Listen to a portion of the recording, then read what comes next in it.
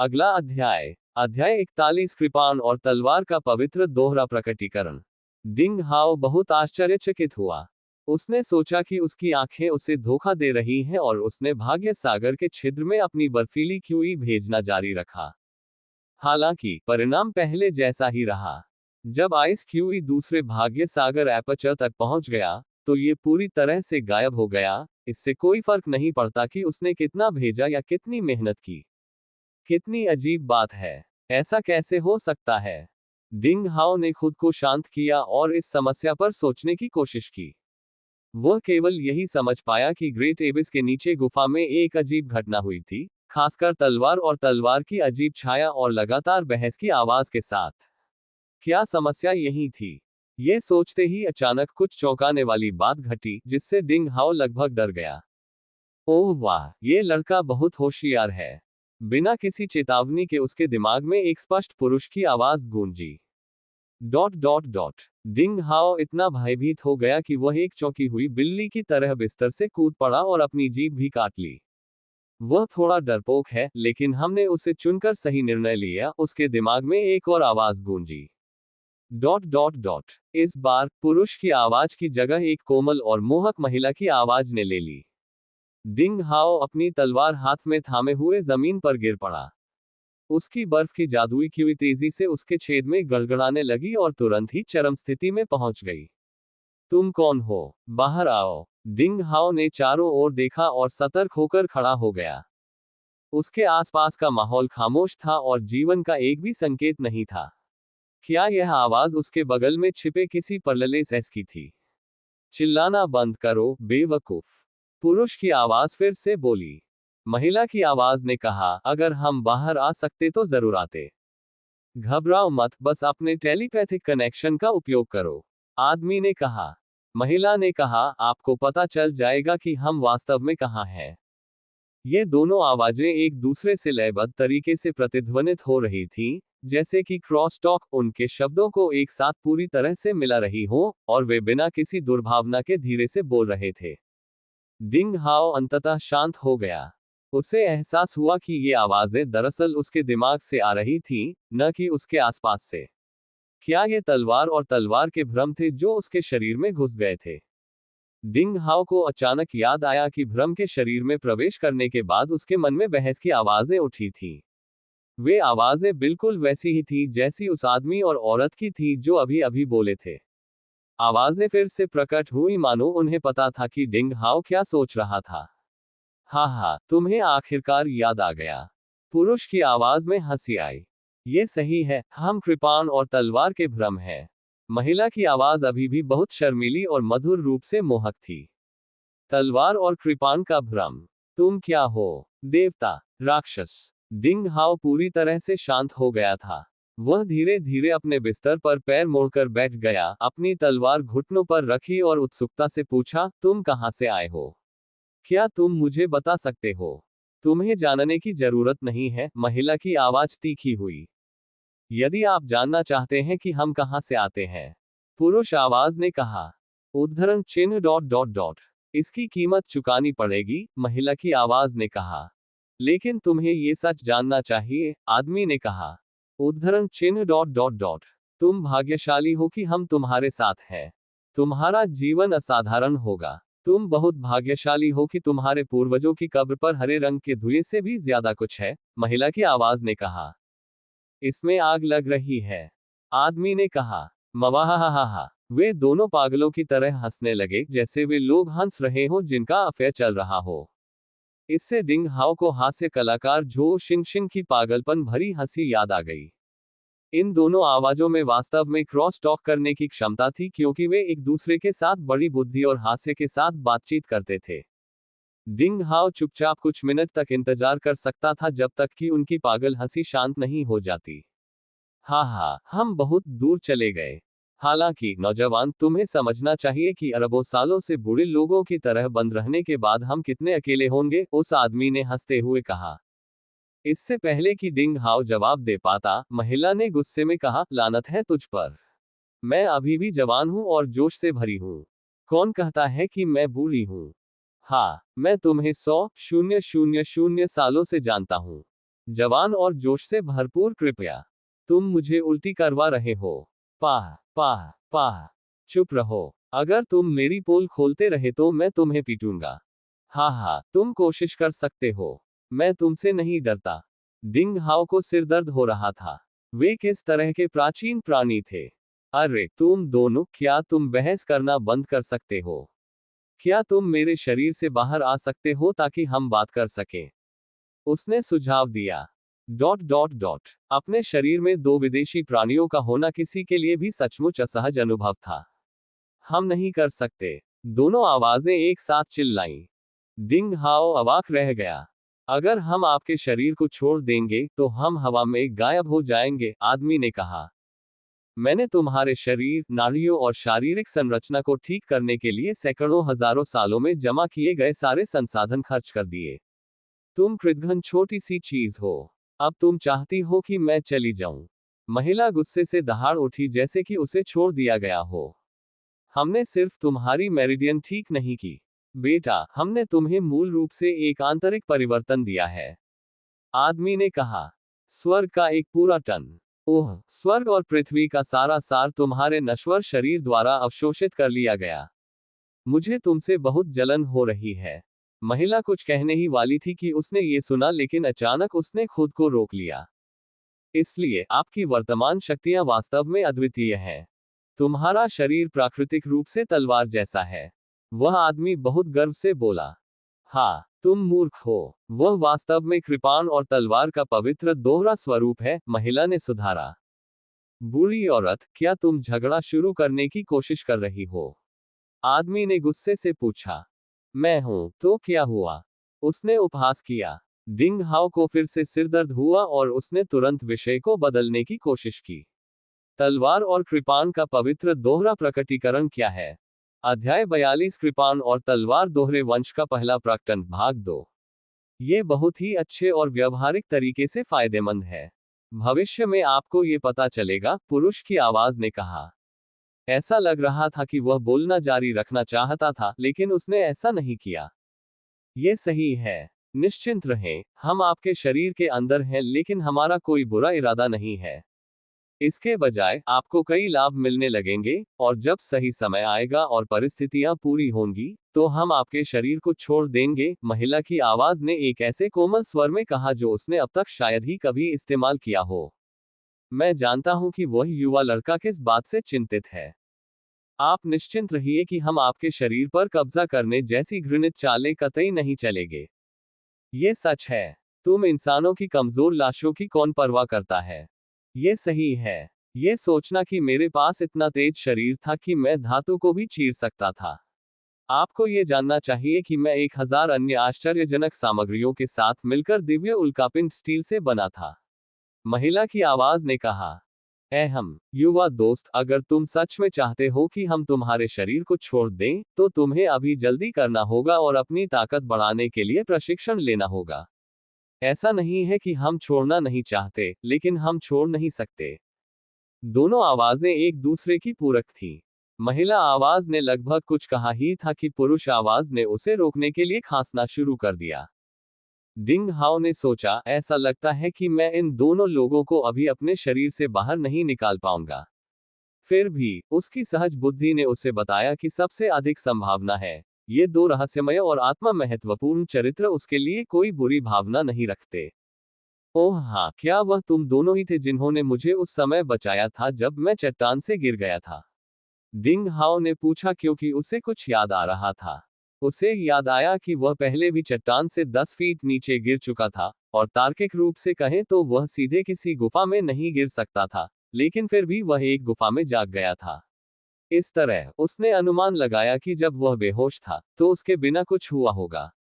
महिला की आवाज ने कहा, हम इसका श्रेय नहीं ले सकते। 100,000 वर्षों के व्यय के बाद, हम दोनों ने अपने भौतिक शरीर खो दिए और केवल हमारी चेतनाएं बची हैं। हमारे पास आपके पतन को रोकने की ऐसी क्षमता नहीं है, पुरुष स्वर ने कहा। इस गुफा की संरचना अनोखी है। हर 10 दिन में इसके प्रवेश द्वार पर एक बहुत ही मजबूत वैक्यूम बनाया जाएगा, महिला की आवाज जारी रही। पुरुष की आवाज ने कहा, यह हर बार 3 मिनट तक चलता है।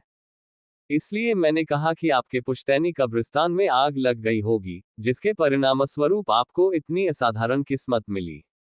अगर आपके गिरने का समय उस दिन वैक्यूम के निर्माण के साथ मेल नहीं खाता, तो आप गुफा में प्रवेश नहीं कर पाते। महिला की आवाज ने कहा, लगातार डिंग हाओ की किस्मत पर आश्चर्य व्यक्त करते हुए। तुम बहुत पहले ही मर गए होते, और हमारे पास तुम्हें ठीक करने का कोई रास्ता नहीं होता, पुरुष की आवाज जारी रही। अब आखिरकार डिंग हाओ को समझ में आया कि वह कितना भाग्यशाली था कि वह ठीक उसी समय गुफा के पास गिरा जब वैक्यूम बना था। अन्यथा वह चट्टान के नीचे गिर जाता और मांस के टुकड़े का टुकड़ा बन जाता। चूंकि तुम दोनों बहुत पहले ही मेरे शरीर से जुड़ चुके हो, तो तुम लोगों ने अब तक खुद को क्यों प्रकट किया? डिंग हाओ ने पूछा। पहले तुम बहुत कमजोर थे और कोई रास्ता नहीं था जिससे तुम हमें जगा पाते। एक छिद्र वाले मार्शल शिष्य स्तर के शिखर पर पहुंचने के बाद ही तुम्हारा शरीर और क्यूई हमारी दिव्य इच्छा को सहन कर सकते थे। महिला की आवाज ने व्यंग्यात्मक ढंग से कहा, जैसे कि वह इस समय अपनी आंखें घुमा रही थी। उद्धरण चिन्ह डॉट डॉट डॉट उद्धरण चिन्ह। डिंग हाओ के पास कोई जवाब नहीं था। ठीक है, जब मैं पहले ताइक्सुआन तलवार खोज शास्त्र का अभ्यास कर रहा था, तो मेरी सारी क्यूई अचानक खत्म हो गई क्योंकि यह मेरे भाग्य सागर बिंदु के पास थी। क्या आप दोनों जानते हैं कि क्या हुआ था? डिंग हाओ ने पूछा। आवाजों के साथ शब्दों के एक संक्षिप्त आदान प्रदान के बाद डिंग हाओ का ध्यान तुरंत उस अप्रत्याशित घटना पर चला गया जब वह पहले प्रशिक्षण ले रहा था। उन्होंने सोचा, ये वास्तव में सबसे अधिक दबावपूर्ण और घातक मुद्दा है जिससे मुझे निपटना है। हाँ, ये वह जगह है जहां तलवार और कृपाण की पवित्र दोहरी अभिव्यक्ति सबसे गहन है, पुरुष की आवाज ने गर्व से कहा। यह तकनीक किसी के कौशल को बेहतर बनाने का एक तरीका है, चाहे वह कृपाण हो या तलवार, वे छलांग और सीमा से सुधार कर सकते हैं। ये किसी को अभूतपूर्व गति से साधना करने की भी अनुमति देता है। महिला आवाज ने संक्षेप में समझाया। पुरुष की आवाज ने अपनी कंपनी के सिद्धांत का समर्थन करने के लिए समझाना जारी रखा। हालांकि इस प्रणाली में एक प्रतिबंध है जिसे अनदेखा नहीं किया जा सकता है। वह ये है कि चाहे कोई कृपाण या तलवार तकनीक में प्रशिक्षण ले रहा हो, अगर कोई उनमें से केवल एक में प्रशिक्षण लेता है, तो हर चरण पर पहुंचने पर उसे ऐसी बाधाओं का सामना करना पड़ेगा जिन्हें पार करना मुश्किल होगा। अगले चरण में सफलता और उन्नति प्राप्त करने के लिए किसी को दोनों प्रकार की तकनीकों में प्रशिक्षण लेना होगा।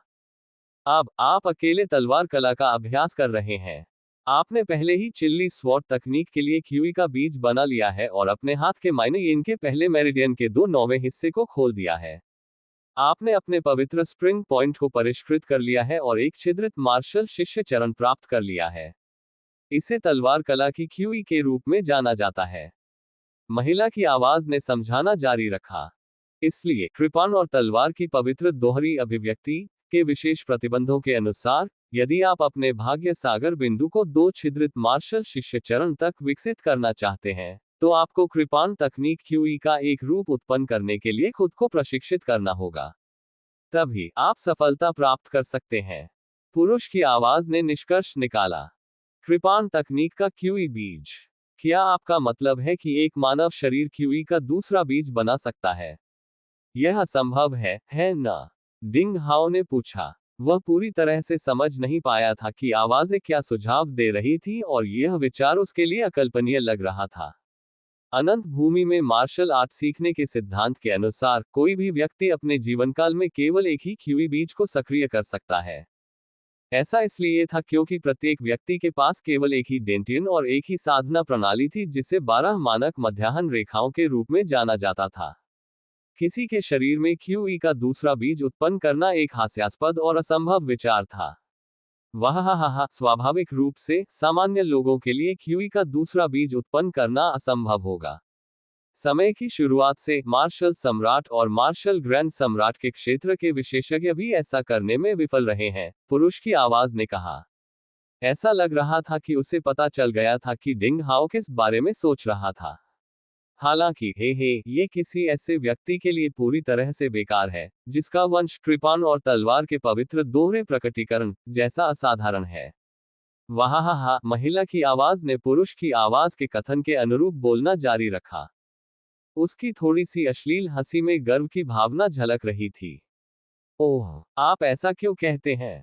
डिंग हाओ ने उनके अजीब सिद्धांतों में दिलचस्पी लेते हुए पूछा। एक साधारण व्यक्ति के शरीर में एक डेंटिन, 12 मेरिडियन और 108 छिद्र होते हैं। पवित्र double manifestation of sabre and sword वंश को धारण करने वाले व्यक्ति के शरीर में 2 डेंटिन, एक दूसरा मेरिडियन मार्ग और अनगिनत अन्य छिद्र होते हैं। ये सभी 12 प्रमुख मार्गों से स्वतंत्र एक दूसरी प्रशिक्षण प्रणाली बनाते हैं, पुरुष आवाज ने कहा। अब वह बोलना बंद नहीं कर सका। डिंग हाओ ने पूछा, सेबर और तलवार की पवित्र दोहरी अभिव्यक्ति एक दूसरे प्रशिक्षण मार्ग से सुसज्जित है। वह भावनात्मक रूप से हिल गया था, क्योंकि यह पहली बार था जब उसने इस तरह के सिद्धांत के बारे में सुना था। इसने इस दुनिया में मार्शल आर्ट समुदाय के तय नियमों को पूरी तरह से ध्वस्त कर दिया। क्या कोई वास्तव में एक ही समय में 2 डेंटिन, 2 क्यूई बीज, 2 मेरिडियन मार्ग और 2 प्रकार की क्यूई को प्रशिक्षित कर सकता है? उसने सोचा। हाँ, युवा दोस्त, तुम्हारा दिमाग अब घूम रहा है ना? महिला की आवाज ने पूछा और वह दिल खोलकर हंस पड़ी। डिंग हाओ के दिमाग में एक विचार कौन था, जिसने उसे बिजली की तरह झकझोर दिया। उसे अचानक अपनी ट्रेनिंग में आई समस्या का एहसास हुआ। आप दोनों के अनुसार, मेरे पास कृपाण और तलवार की पवित्र दोहरी अभिव्यक्ति का संविधान है, और यह मुझे एक प्राकृतिक लाभ के साथ साथ कुछ पूर्व निर्धारित प्रतिबंध भी देता है। यह उस क्षण पता चलता है, जब बर्फीली क्यूई अचानक मेरे भाग्य सागर छिद्र के पास फैल गई। ऐसा इसलिए हुआ क्योंकि मैंने अपने दूसरे मध्याह्न मार्ग को प्रशिक्षित किए बिना अकेले तलवारबाजी क्यूई की खेती की थी। इस तरह, मैं असफल हो गया क्योंकि मुझे उक्त निश्चित प्रतिबंधों का सामना करना पड़ा, न कि इसलिए कि मेरे प्रशिक्षण में कुछ गड़बड़ थी। ये सही है। तुम इतने भी मूर्ख नहीं हो, युवा दोस्त, पुरुष की आवाज ने कहा और उसने संतुष्टि में सिर हिलाया। डिंग हाओ ने पुरुष आवाज के शब्दों में निहित कृपालु निहितार्थ पर ध्यान नहीं दिया और विनम्रतापूर्वक उसकी सलाह मांगी। अब मुझे क्या करना चाहिए, मेरे 2 बड़ों? महिला की आवाज उस समय गुस्से में आ गई जब उसने सुना कि वह उसे कैसे संबोधित कर रहा था, जैसे कि वह एक बच्ची थी जिसकी मिठाई उससे छीन ली गई थी। बेटे, मुझे अपनी बड़ी बहन मत कहो। मैं अभी भी बहुत छोटी हूँ। मुझे बड़ी बहन कहो। नहीं, मुझे छोटी बहन कहो। नहीं, मैं तुमसे छोटी हो जाऊंगी। मुझे मिस कहो। उद्धरण चिन्ह उद्धरण चिन्ह। डिंग हाओ अवाक रह गया। अध्याय 43 कृपाण और तलवार का पवित्र दोहरा प्रकटीकरण, भाग 2। पुरुष की आवाज जोर से हंसी और कहा, उस पागल औरत के बारे में चिंता मत करो।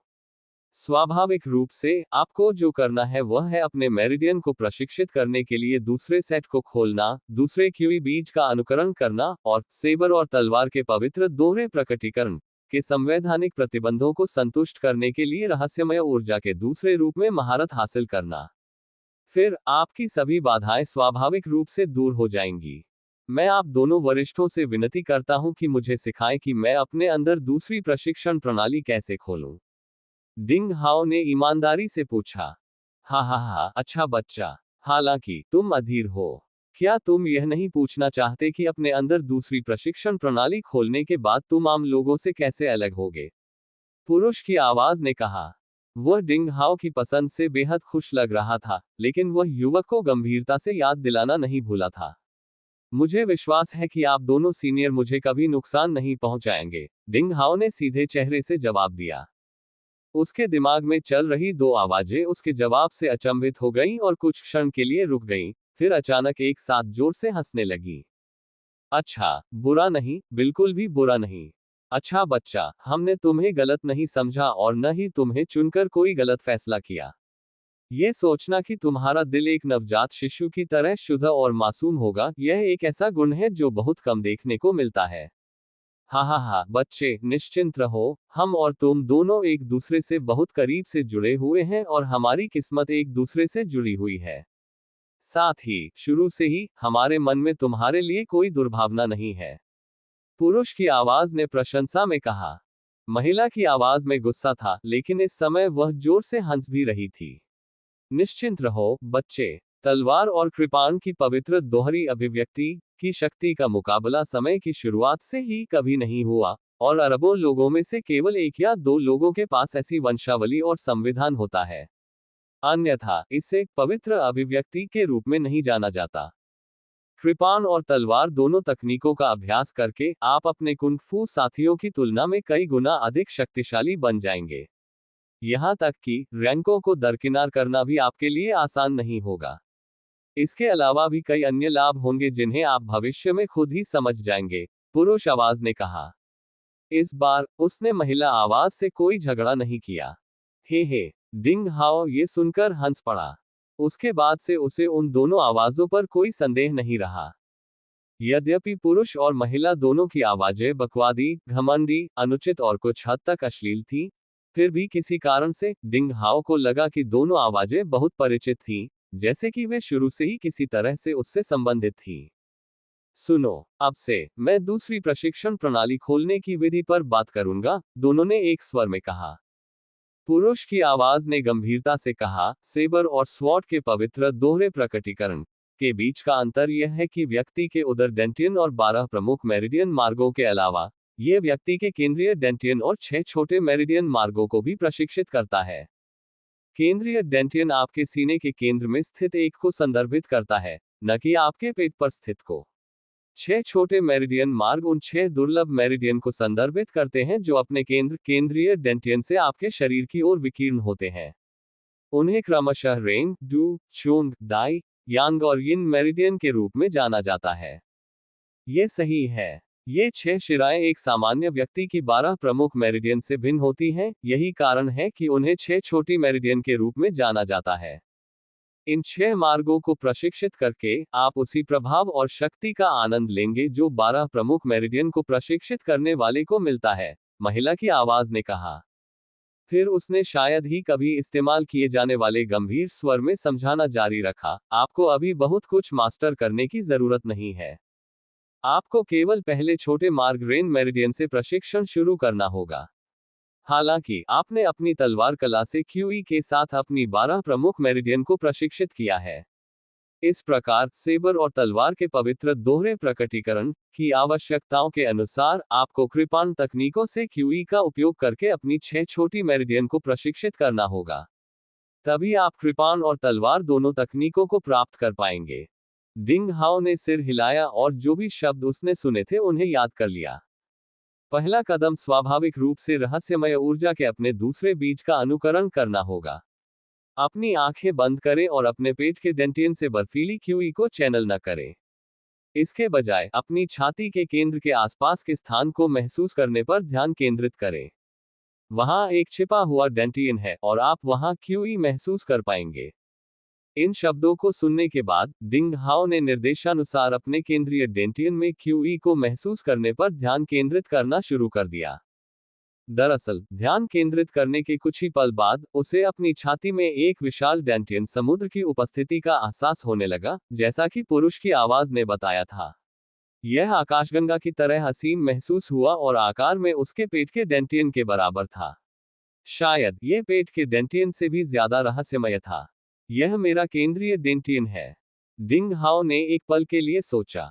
इसके बाद उन्होंने ड्राइंग क्यूई फॉर्मूला का उपयोग करते हुए अपने केंद्रीय डेंटियन में क्यूई को चैनल करने का निर्णय लिया, जो कि एक मैनुअल से प्राप्त एक साधारण कौशल था जिसे उन्होंने काले बाजार से खरीदा था। सूत्र को रैंक नहीं किया गया था और यह केवल एक मुख्य कौशल था, इसका कोई विशिष्ट रूप नहीं था और न ही यह विशेष रूप से तलवार या कृपाण तकनीकों में उपयोग के लिए था। यह एक मौलिक कौशल था और अगर वह इसे अपने केंद्रीय डेंटियन में क्यूई को चैनल करने के लिए इस्तेमाल करता तो यह उसकी कृपाण तकनीक का खंडन नहीं करता। इस बार क्यूई को चित्रित करने और रहस्यमय क्यूई के अपने पहले बीज का अनुकरण करने के उनके प्रारंभिक अनुभव के बाद प्रक्रिया बहुत आसानी से हो गई। डिंग हाओ ने अपने सिर में पुरुष और महिला आवाजों की मदद और मार्गदर्शन से 2 घंटे से भी कम समय में अपने केंद्रीय डेंटियन में रहस्यमय क्यूई के एक नए बीज को सफलतापूर्वक सक्रिय कर दिया। रहस्यमय क्यूई के इस नए बीज ने नारंगी पीले रंग की चमक दी, जो उसके उदर डेंटियन से निकले बीज से अलग थी। उदर डेंटियन से निकले बीज ने एक स्पष्ट क्रिस्टलीय चमक दी, जो कुछ हद तक जैड की तरह थी। नया बीज नाच रहा था और टिमटिमा रहा था, एक छोटे से आग के गोले की तरह, मानो वह किसी भी क्षण जलना शुरू कर देगा। डिंग हाओ की अति तीव्र साधना के कारण उसके मस्तिष्क के अंदर पुरुष और महिला दोनों की आवाजों से उसे बहुत प्रशंसा मिली। ये है, डिंग हाओ ने बहुत आश्चर्यचकित होकर कहा। हाँ हाँ, यह ऊष्मा की QE है, QE का वह प्रकार जो इस दुनिया में कृपाण तकनीकों के लिए सबसे उपयुक्त है। आपको जो करना है वह है इसे अपने रेन मेरिडियन, 6 छोटे मेरिडियन में से पहला बनाने के लिए चैनल करना। पुरुष की आवाज ने दिल खोलकर हंसते हुए कहा। ठीक है, रेन मेरिडियन में 18 महत्वपूर्ण बिंदु हैं। उनमें से पहले को मध्य स्तर के रूप में जाना जाता है, जिससे संघनित करने के बाद आप 6 छोटे मेरिडियन के एक छिद्रित मार्शल शिष्य के स्तर को प्राप्त करेंगे। यह आपके उदर डेंटियन के 12 प्रमुख मेरिडियन के समान ही चरण था। इस तरह दोनों प्रणालियां एक दूसरे के पूरक होंगी। फिर आप अपनी बाधाओं को तोड़ सकते हैं और 2 छिद्रित मार्शल शिष्य बनने के लिए आगे बढ़ सकते हैं। महिला की आवाज ने धीरे से सलाह दी। डिंग हाओ ने सिर हिलाया और समझ गया कि उन दोनों का क्या मतलब था। ऐसा कहा जा रहा है, स्वाभाविक रूप से वह अपनी 6 छोटी मेरिडियन को मजबूत करने के लिए ताइजुआन तलवार तलाश शास्त्र जैसी तलवार कला से संबंधित QE का उपयोग नहीं कर सकता था, उसे कृपाण तकनीक से QE का उपयोग करना पड़ा।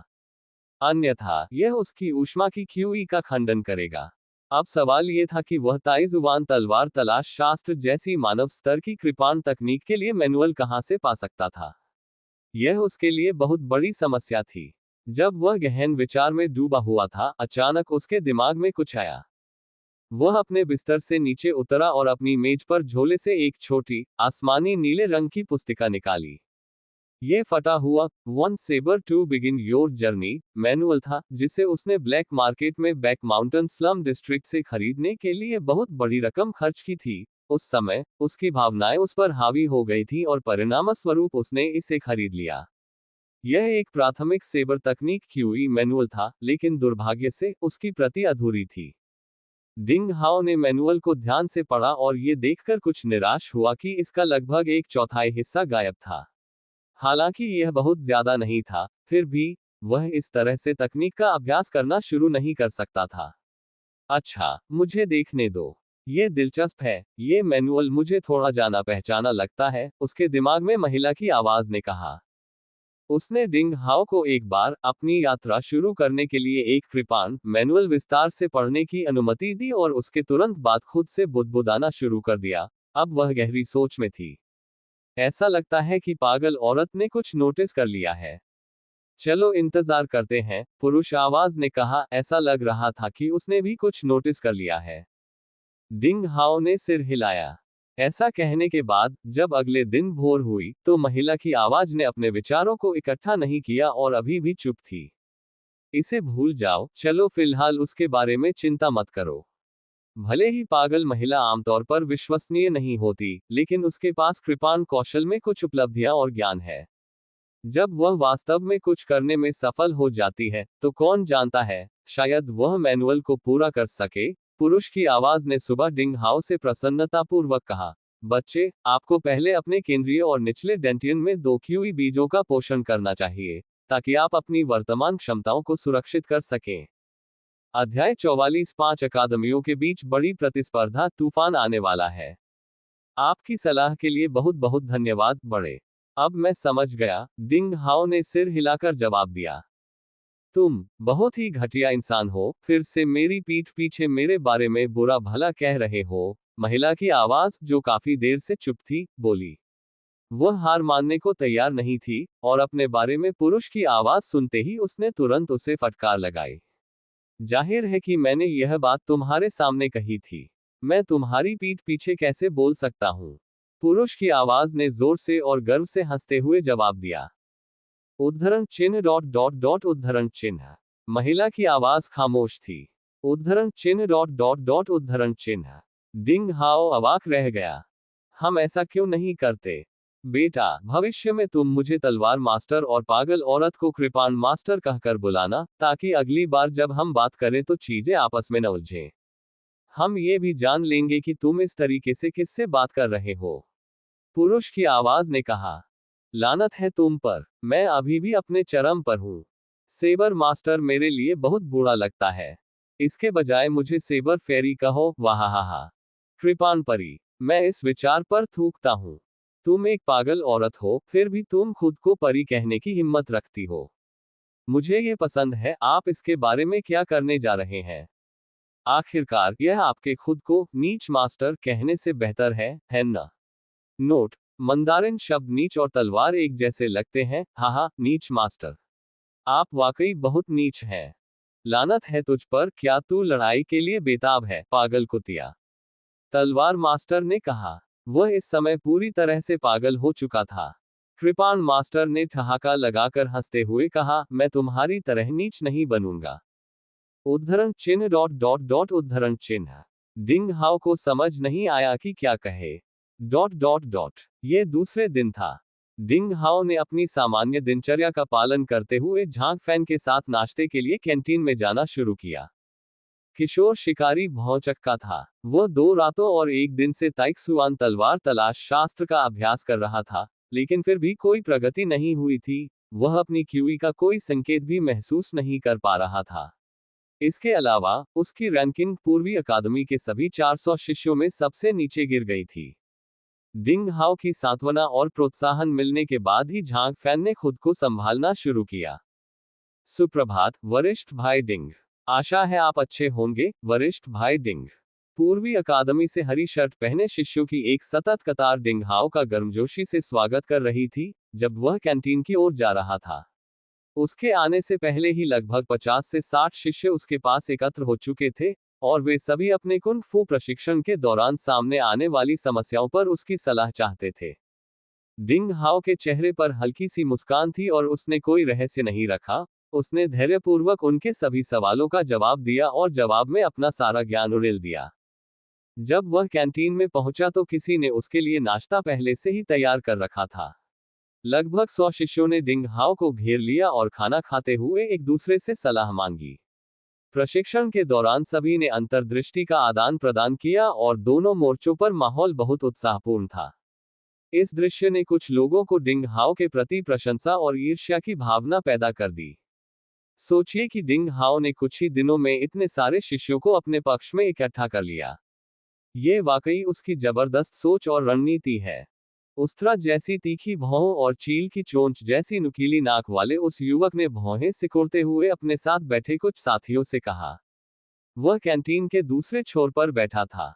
उन्हें जी शिन के नाम से जाना जाता था और वे Eastern Academy of Green Shirts के उम्मीदवारों में प्रथम 10 में से एक थे। जी शिन की ताकत को हल्के में नहीं लिया जा सकता था। प्रवेश परीक्षा में नामात्र की सूची में उसे डिंग हाउ से भी आगे 83वें स्थान पर रखा गया था। इसके अलावा वह अपनी क्यूई की साधना में 2 छिद्रित मार्शल शिष्य था। ऐसा कहा जाता था कि उसका बहुत बड़ा प्रभाव था। वह पहाड़ की तलहटी में एक बड़े परिवार से था, जिसका क्षेत्र में मजबूत आधार था और जिसके पास अपार धन था। उसके पास अनुयायियों की कमी नहीं थी। हंफ, भले ही डिंग हाउ की तलवारबाजी कमाल की है, लेकिन उसके पास बस यही था। क्यूई की महारत के मामले में वह आपसे बहुत कमजोर है, वरिष्ठ भाई जी। वह कई दिनों तक घमंडी नहीं रह सकता, और जब वह समय आएगा, तो जो लोग उससे थोड़ा लाभ पाने के कारण उसके साथ इकट्ठा हुए हैं, वे जल्द या बाद में चले जाएंगे। जी शिन के करीबी एक अन्य शिष्य ने ठंडी हंसी हंसते हुए कहा। यह सही है। परीक्षा पास करने और तलवारबाजी चाहने वाले संप्रदाय में बने रहने के लिए व्यक्ति को अपनी ताकत पर भरोसा करना पड़ता है। उन बेकार मूर्खों को जीतने का क्या फायदा? चिंता मत करो, वरिष्ठ भाई जी। आपकी तुलना में डिंग हाउ कहीं ज्यादा हीन है। जी शिन के बगल में एक और शिष्य ने हंसते हुए कहा। उनकी टिप्पणियां सुनने के बाद ही जी शिन का भाव थोड़ा अधिक सुखद हो गया। Dot dot dot. यह उसी समय हुआ था। यह पूर्वी अकादमी के हरे शर्ट के पहले यार्ड के पहले कमरे में था। क्या डिंग हाउ, वह नीच व्यक्ति जिसकी पृष्ठभूमि किसान की है, कैंटीन में फिर से छोटे मोटे काम करके लोगों को अपनी ओर आकर्षित कर रहा है? एक किशोर ने कहा जो चटाई पर क्रॉस लेग करके बैठा हुआ प्रशिक्षण ले रहा था। उसने अपनी आंखें थोड़ी खोली और उसकी आंखों की गहराई से एक ठंडी किरण चमकी। फिर किरण जल्दी से गायब हो गई। युवक का चेहरा सुंदर था। वह स्पष्ट रूप से पुरुष था, लेकिन उसकी भौहें इतनी सुंदर थीं कि वे विलो के पेड़ की पत्तियों की तरह लग रही थीं। उसकी आंखें लंबी और संकरी थीं, और वह आदतन थोड़ा सा तिरछा रहता था। वे एक महिला की तरह ही स्ट्रैंड थीं, और इससे लोगों को लगता था कि वह बेहद चतुर और षड्यंत्रकारी था। वह ली लैन के नाम से जाने जाते थे। यह एक ऐसा नाम था जो बहुत ही स्त्रीलिंग जैसा लगता था। हालांकि वास्तविकता ये थी कि उन्हें eastern Academy of Green Shirts के उम्मीदवारों के समूह में शीर्ष 10 में से प्रथम स्थान दिया गया था। प्रवेश परीक्षा के परिणामों में ली लैन नामात्र सूची में 35वें स्थान पर था और उसकी प्रतिभा और योग्यता बेहद चौंकाने वाली थी। तलवारबाजी चाहने वाले संप्रदाय के कई बुजुर्गों ने उसे पूर्वी अकादमी के हरे शर्ट के शिष्यों के इस बैच के नंबर 1 विशेषज्ञ के रूप में देखा। चूंकि उसे पहले यार्ड के पहले कमरे में रहने का सौभाग्य मिला था, इसलिए स्वाभाविक रूप से वह खुद को एक अद्वितीय व्यक्ति के रूप में प्रस्तुत करता था। ऐसा कहा जाता था कि ली लैन तलवारबाजी चाहने वाले संप्रदाय के आंतरिक गर्भगृह के एक बुजुर्ग व्यक्ति का प्रत्यक्ष रिश्तेदार था, जिसके पास वास्तविक शक्ति थी। उसका प्रभाव कोई छोटी बात नहीं थी। ली लैन को ग्रीन शर्ट की ईस्टर्न अकादमी में क्यों नियुक्त किया गया, जिसके उम्मीदवारों की संयुक्त ताकत 5 अकादमियों में सबसे कमजोर थी? यह एक ऐसा सवाल था जिसने उन लोगों को परेशान कर दिया जो उसकी पृष्ठभूमि को जानते थे। निश्चित रूप से उसके लिए व्हाइट शर्ट की सेंट्रल अकादमी में नियुक्त होना मुश्किल नहीं था, जो 5 अकादमियों में सबसे मजबूत थी, उसकी ताकत और उक्त बुजुर्ग के साथ संबंधों के आधार पर। जब वह हरी शर्ट वाली पूर्वी अकादमी में दाखिल हुआ, तो उसके कई शिष्यों के पास ली लैन के बारे में अंदरूनी जानकारी थी, जो अपनी इच्छा से उसके पक्ष में आ गए और उसके प्रति अपनी वफादारी की प्रतिज्ञा करने को तैयार हो गए। इस समय लगभग 5 लोग ली लैन के सामने सम्मानपूर्वक खड़े थे। उनमें से 2 पूर्वी अकादमी के शीर्ष 10 बीजों में से निकले, और वे थे जी इन और झांग तियानलुन। वे कमजोर नहीं थे, लेकिन ली लैन के सामने वे दबे हुए दिख रहे थे और जोर से सांस लेने की भी हिम्मत नहीं कर रहे थे। वरिष्ठ भाई ली, क्या हम दोनों इस युवा लड़के को सबक सिखाएंगे? हम उसे सबके सामने बदनाम कर देंगे ताकि वह फिर कभी किसी को अपनी जानकारी देने की हिम्मत न कर सके, ये यिन ने अपनी योजना का सुझाव देने की कोशिश में कहा। इसकी कोई जरूरत नहीं है, ली लैन ने जवाब दिया और फिर से धीरे से अपनी आंखें बंद कर ली। फिर उसने अपना सिर हिलाया। इससे पूर्वी अकादमी के अन्य शिष्य आप दोनों से नफरत करने लगेंगे। ये हमारी योजनाओं को बाधित करेगा। गे यिन का चेहरा पीला पड़ गया। ली लैन ने निर्देश देने से पहले समाधान के बारे में सोचने पर ध्यान केंद्रित किया। डिंग हाओ एक छोटा सा पात्र है, वो केवल एक भोला मूर्ख है। क्या वह मानता है कि वह दूसरों के लिए सिर्फ छोटे मोटे काम करके उन्हें अपने काम के लिए राजी कर सकता है? वह नहीं जानता कि तलवारबाजी चाहने वाले संप्रदाय में ताकत ही सब कुछ है। केवल ताकतवर लोगों को ही बोलने का अधिकार है। इस तरह की सांसारिक गतिविधियों में अपना ध्यान बांटकर उसने अपने प्रशिक्षण में ढिलाई बरती होगी। वह ऐसी चीज के लिए व्यापार कर रहा है जो कम मूल्यवान है। वह पर्याप्त दूरदर्शी नहीं है और उसके अंदर सही भावनाएं नहीं है। वह हमारे ध्यान के लायक नहीं है। आप सही कह रहे हैं, वरिष्ठ भाई, झांग तियानलुन ने सहमति जताई। हमारे लिए अब सबसे महत्वपूर्ण बात 5 अकादमियों की प्रमुख प्रतियोगिता है। पहले मैं चाहता था कि आप लोग अन्य 4 अकादमियों के उम्मीदवारों की ताकत के बारे में पता लगाएं। खुफिया जानकारी कैसे जुटाई गई? ली लैन ने आंखें बंद करके पूछा। 5 अकादमियों में से central academy of white shirt सबसे मजबूत है। 10 वरीयता प्राप्त उम्मीदवारों में से उनमें से 7 शपथबद्ध भाई हैं और सामूहिक रूप से माननीय गठबंधन के रूप में जाने जाते हैं। उनके नेता का नाम ली मुयुन है और उनकी ताकत अथाह है। हमारा अनुमान है कि यह एक triple aperture martial art practitioner से भी अधिक है। अन्य 6 भी कमजोर नहीं है और 5 अकादमियों में से शीर्ष 20 पदों में से एक होने की संभावना रखते हैं। जहां तक उनकी सटीक ताकत स्तर, वे कौन सी तकनीक या युद्ध रणनीति का अभ्यास कर रहे हैं, के बारे में मैंने गुप्त रूप से सब कुछ पता लगाया है और उन्हें इस छोटी सी किताब में लिख दिया है। कृपया एक नजर डालें, वरिष्ठ भाई ली। इसके बाद उन्होंने नीले आवरण वाली एक छोटी पुस्तिका भेंट की। ली लैन को पुस्तिका मिली, उसने उसे खोला और संतुष्टि में सिर हिलाने से पहले उसकी सामग्री पर कुछ नजर डाली। तुमने अच्छा किया, बहुत बढ़िया। जाओ, ली मुयुन की जांच करो और उसके बारे में और विस्तृत जानकारी इकट्ठा करो।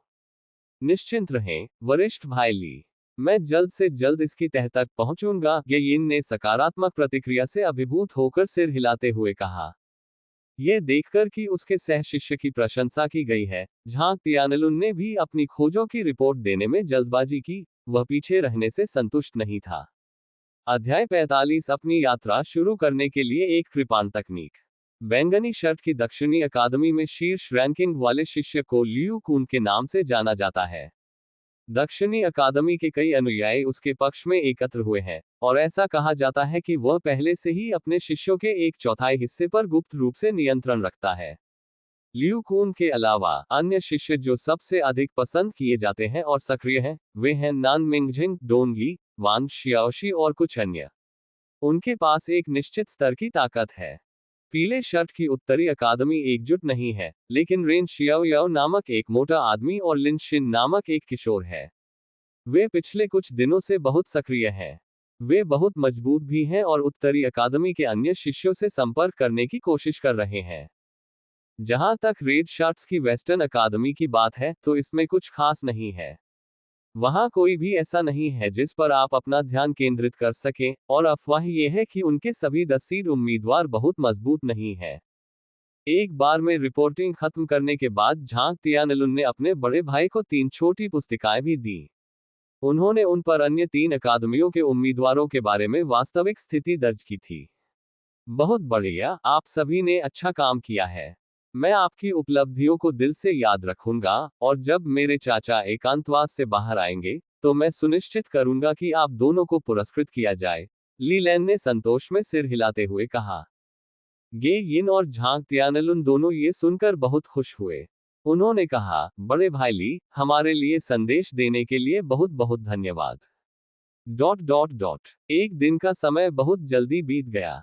पलक झपकते ही लालटेनें जल उठी और चांद अपनी मनमोहक रोशनी बिखेरने लगा। डिंग हाओ अपने कमरे में वापस आ गया और अपनी ट्रेनिंग को दोगुना कर दिया। वह पहले से ही अपने उदर डेंटियन में बर्फीली क्यूई को लगभग पूर्ण तरल रूप में केंद्रित करने में सक्षम था। उसकी बर्फीली शक्ति से निर्मित क्यूई का बीज भी क्रिस्टलीकृत सार की तरह था, चमकदार और शुद्ध।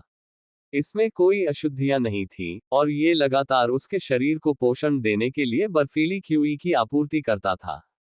इसके अलावा, उसके केंद्रीय डेंटियन में अग्नि तत्व की उग्र क्यूई भी काफी बड़ी हो गई थी। उसकी अग्नि शक्ति से संचालित क्यूई का बीज पिछली रात के आकार की तुलना में 2 गुना से भी अधिक बढ़ गया था, और हल्के से गहरे पीले रंग में बदल गया था। ये लगातार क्यूई छोड़ रहा था और उसके केंद्रीय डेंटियन पूल का पुनर्निर्माण कर रहा था, जिससे उसे एक अत्यंत अनोखी शक्ति प्राप्त हुई। उग्र और बर्फीली क्यूई की खेती करने का कार्य, जो पूरी तरह से अलग था, ने डिंग हाओ को एक ऐसा लाभ दिया जिसे वर्णन करना कठिन था। उसके निचले और केंद्रीय डेंटियन में स्थित बर्फीली और उग्र शक्तियां एक दूसरे के विपरीत थीं, और वे एक ही समय में एक दूसरे को प्रतिकर्षित और पूरक करती थीं। इस तरह, वे इस दुनिया में मार्शल आर्ट द्वारा प्रचारित यिन और यांग सिद्धांत से मेल खाते थे। इसके अतिरिक्त, उसके शरीर को पोषण देने के मामले में, ये संयुक्त प्रभाव क्यूई के किसी भी अन्य एकल स्रोत की तुलना में बहुत अधिक आश्चर्यजनक था। डिंग हाओ को यह भ्रम था कि वह हर गुजरते सेकंड और मिनट के साथ लगातार मजबूत होता जा रहा है। कृपाण और तलवार की पवित्र दोहरी अभिव्यक्ति वास्तव में एक अद्वितीय संविधान है। इसे पवित्र अभिव्यक्ति कहना सबसे उपयुक्त है। मुझे ऐसा लगता है जैसे एक रेसिंग कार में एक ही समय में 2 सुपर इंजन लगे हुए हैं। एक बार जब मैं चल पड़ा, तो हर कोई बस मेरी धूल खा रहा होगा। डिंग हाओ अपनी प्रशंसा व्यक्त करने से खुद को रोक नहीं सका। उन्होंने एक दिन से भी कम समय में 2 डेंटियन और 2 प्रकार की क्यूई का प्रशिक्षण लिया था, लेकिन पहले ही अनगिनत चमत्कारों का अनुभव कर लिया था। हाँ, ये तो बस शुरुआत है। जैसे जैसे मार्शल आर्ट में तुम्हारा स्तर बढ़ता जाएगा, तुम पवित्र अभिव्यक्ति के और भी चमत्कारिक प्रभावों का अनुभव करोगे। सेबर मास्टर ने कहा। काफी देर की चुप्पी के बाद आखिरकार उसने बोलना शुरू किया। क्या तुम एकांतवास से बाहर आ गई हो, पागल औरत? क्या इसका मतलब यह है कि तुम पहले से ही अपनी यात्रा शुरू करने के लिए एक कृपाण तकनीक के चमत्कारों का पता लगा चुकी हो? तलवार मास्टर ने कहा। वह कुछ समय से अकेला था और आखिरकार उसे बहस करने का मौका मिल गया। वह जानबूझकर महिला की आवाज को चिढ़ा रहा था और उसका मजाक उड़ा रहा था। डिंग हाओ भी उम्मीद से भरा हुआ था। यदि sabre master 1 sabre to being your journey तकनीक को पूरा कर सकता है, तो वह अब से अपने 6 छोटे मेरिडियन के मार्ग पर रेन मेरिडियन को सफलतापूर्वक हरा सकेगा। वाह, ये तो स्वाभाविक है। मानव स्तर की कृपाण तकनीक का एक छोटा सा मैनुअल मुझे कैसे बांध सकता है? कृपाण मास्टर ने कहा, और फिर वह जोर से हंस पड़ी। यह एक बहुत छोटी सी कृपाण तकनीक मैनुअल है, लेकिन इसने आपको पूरे दिन सोचने पर मजबूर कर दिया। फिर भी आप शेख ही बघारने में सहज हैं। तलवार मास्टर ने उपहासपूर्वक ताना मारा। लानत है तुम पर, नीच गुरु। क्या तुम मुसीबत मोल लेना चाहते हो? कृपाण गुरु गुस्से से भर गया था। तुम क्या जानते हो? कृपाण तकनीक जितनी ज्यादा बुनियादी होगी, उसके सार को उभारने की संभावना उतनी ही कम होगी। इसे ही कहते हैं, जो मंत्र सबसे सच्चे होते हैं, वे सबसे सरल होते हैं। क्या तुमने इसके बारे में पहले नहीं सुना? तुम बड़े हो गए बच्चे। तलवार मास्टर चुप रहे, जो एक बहुत ही दुर्लभ घटना थी। जाहिर है, सेबर मास्टर ने जो कुछ कहा था, उसका उसके पास कोई जवाब नहीं था। कृपाण मास्टर ने आखिरकार अपने पुराने दुश्मन को चुप होते देख गर्व से गुर्राहट की। तभी उसने आगे कहा, लिटिल डिंग को सही कृपाण तकनीक के लिए मैनुअल की आवश्यकता है, जो ताइक्सुआन तलवार तलाश शास्त्र को पूरक कर सके, ताकि कृपाण और तलवार के पवित्र दोहरे प्रकटीकरण के दूसरे डेंटियन को ट्रिगर किया जा सके। स्वाभाविक रूप से, मुझे अपनी यात्रा शुरू करने के लिए एक कृपाण को पूरा करने के लिए कुछ प्रयास करने होंगे। डिंग हाओ ये सुनकर बहुत प्रभावित हुआ। सेबर मास्टर ने वास्तव में उसकी मदद करने के लिए बहुत परेशानी उठाई थी और अधूरी मैनुअल पर काफी प्रयास किया था। वह कृपाण तकनीक वास्तव में बुरी नहीं है। मैंने बताया था कि मैं इससे कुछ हद तक परिचित हूं, और मैंने इसे तुम्हारे लिए पूरा कर लिया है। ठीक है, लिटिल डिंग, ध्यान से सुनो। ये वह कृपाण तकनीक है जिसे मैंने पूरक बनाया है। कृपाण मास्टर ने डिंग हाओ को अपनी यात्रा शुरू करने के लिए पूरी की गई एक कृपाण तकनीक के बारे में विस्तार से बताने से पहले थोड़ा शेख ही बघारी। तलवार मास्टर को स्पष्ट रूप से पता था कि यह एक अत्यंत महत्वपूर्ण क्षण था, और उन्होंने उन्हें बिल्कुल भी बाधित नहीं किया। काफी देर बाद डिंग हाओ ने सिर हिलाया, जिससे पता चला कि उसे कृपाण तकनीक की गहराई के बारे में सब कुछ समझ में आ गया है। सारी मुसीबतों से गुजरने के लिए बहुत बहुत शुक्रिया, कृपाण परी। मैं आपका जितना भी शुक्रिया अदा करूं, कम है, डिंग हाओ ने कहा। वह सच में आभारी था। फिर, उसने सम्मानपूर्वक जमीन को छुआ और कृपाण मास्टर को प्रणाम किया, जो उसके मन में बसा हुआ था। भले ही इस बिल्कुल नई कृपाण तकनीक को one sabre to begin your journey तकनीक भी कहा गया था, और भले ही इसका मूल अभी भी अधूरे मैनुअल से ही लिया गया था, लेकिन वास्तव में, इसका असली सार मूल अधूरी कॉपी से बिल्कुल अलग था। ऐसा लग रहा था जैसे कृपाण मास्टर ने उसके लिए कृपाण तकनीक का एक बिल्कुल नया सेट विशेष रूप से तैयार किया था। इसके अलावा, यह नई one sabre to begin your journey तकनीक पहले ही अपने मूल मूल्य को पार कर चुकी थी और मानव स्तर ताइक्सुआन तलवार तलाश शास्त्र को पूरी तरह से पूरक करने में सक्षम थी। वह इसे अपनी पहली कृपाण तकनीक के लिए एकदम सही विधि के रूप में मान सकता था। स्पष्टतः सेबर मास्टर ने अपना अधिकांश ध्यान इस मैनुअल पर लगाया था। हा, तुम अभी भी काफी समझदार हो, लिटिल डिंग, कृपाण मास्टर ने गर्व से ऊंची हंसी के साथ कहा। ये केवल सीमा रेखा मानव स्तर पर एक अपूर्ण मैनुअल है। यह कोई दिव्य स्तर का जादू कौशल नहीं है। इसमें खुश होने की क्या बात है? तलवार मास्टर ने कहा। उसने बहुत लंबे समय तक खुद को नियंत्रित किया था और अब आखिरकार बोल सकता था और बहस कर सकता था। यदि आप इतने सक्षम हैं, तो कृपाण तकनीक का एक सेट भी बनाएं, नीच मास्टर। मैं तलवारबाजी में प्रशिक्षित हूं। चूंकि आप कृपाण तकनीक विधि नहीं बना सकते, इसलिए मेरे लिए अपना मुंह बंद कर दीजिए। आप। वे दोनों फिर एक दूसरे से बहस करने लगे, मानो इससे उन्हें बहुत खुशी हो रही हो। डिंग हाओ ने इस समय तक अपने बड़ों के रूप में दोनों आवाजों के लिए सम्मान की सारी भावना खो दी थी। इसके बजाय, उसे लगा कि रहस्यमय मूल की पुरुष और महिला आवाजें अब उसे ज्यादा मानवीय और गर्मजोशी से भरी लग रही थी। दोनों दबंग आवाजों के शांत होने की प्रतीक्षा में काफी समय बिताने के बाद, डिंग हाओ ने अंततः one sabre to begin your journey sabre तकनीक का अभ्यास करना शुरू कर दिया। कृपाण तकनीक के मंत्र की आवश्यकताओं के अनुसार, डिंग हाओ ने अपने केंद्रीय डेंटियन में उग्र क्यूई के बीज को प्रवाहित किया और उग्र शक्ति के एक हिस्से को विभाजित करके अपने 6 छोटे मार्गों के पहले भाग अपने रेन मेरिडियन पर स्थित अपने मेरिडियन के मार्ग पर प्रहार करना शुरू कर दिया। एक बार फिर, डिंग हाओ की दानव जैसी समझ कौशल और जिस गति से वह प्रशिक्षण कर सकता था, वह सच साबित हुआ। रेन मेरिडियन 6 छोटे मार्गों में से पहला, उनके केंद्रीय डेंटियन के मूल से उत्पन्न हुआ और उनके 12 प्रमुख मार्गों में से किसी से भी लंबा था। इसमें 18 छिद्र थे, जो हाथ के माइनयिन के पहले मार्ग से ठीक 2 गुना बड़े थे, जो 12 प्रमुख मार्गों में से पहला मार्ग था।